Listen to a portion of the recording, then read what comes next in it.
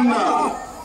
সে 130 kilometre বিস্তৃত এই নদী আমাদের 5 জেলার বুক ছিঁড়ে গেছে।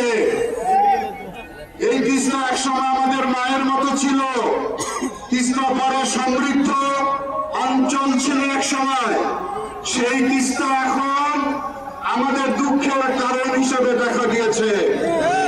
এই তিস্তা যখন পানি থাকে না, শুকনা মৌসুমে শুধু ধুধু বালুচর, আর বর্ষাকালে বিনা বৃষ্টিতে উজানের পানি, ভারতের পানি আমাদের লোকালয় সয়লাব করে ফেলে। ঘর বাড়ি ডুবে যায়, মানুষ আশ্রয় নেওয়ার জায়গা পায় না এবং ভাঙনের মুখে পড়ে হাজার হাজার পরিবার। এই ভাঙনে কে কোথায় চলে গেছে? যারা এক সময় গৃহস্থ ছিল, যাদের ঘরে গোলা ভরা ধান ছিল, পুকুর ভরা মাছ ছিল, গোয়াল ভরা গরু ছিল, মুখে ছিল ভাওয়া গান, সেই রংপুর বিরাট ভূমিতে পরিণত হয়েছে। দীর্ঘ 16টি বছর একটি ফ্যাসিবাদী সরকার রাষ্ট্র ক্ষমতা জবরদখল করে বসেছিল। দুঃখজনক হলো সত্য, এই 2 কোটি মানুষের কান্না তাদের হৃদয়ে কোনো জায়গা করে নিতে পারে না।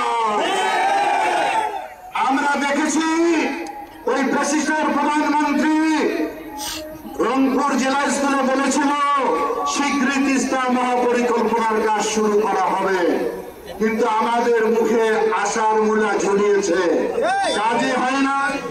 আমাদের সঙ্গে প্রতারণা করা হয়েছে, পরিহাস করা হয়েছে। যারা দুঃখে ক্ষতিগ্রস্ত হয়, যারা বিপদগ্রস্ত মানুষ, মানবিক সরকার হলে তার পাশে দাঁড়ানোই তার দায়িত্ব ছিল। এই সরকার ছিল দানব, যার কারণে মানবিক ভাবে আমাদের পাশে দাঁড়ায় নাই। আমরা মনে করি বর্তমানে একটি অন্তর্বর্তীকালীন সরকার, সেই সরকারের কাছে আমরা দাবি ক্রমান্বয়ে জানিয়ে যাচ্ছি। আপনারা লক্ষ্য করে দেখুন, বাংলাদেশের অন্য অঞ্চলে বহু বড় বড় মেগা প্রকল্প চালু করা হয়েছে, যেগুলো শুধু 30,000 কোটি নয়, আমার এমনও প্রকল্প রয়েছে লক্ষাধিক কোটি টাকার ব্যয় করা হচ্ছে, কিন্তু 2 কোটি মানুষের জন্য 12,000 কোটি টাকা বরাদ্দ হয় না।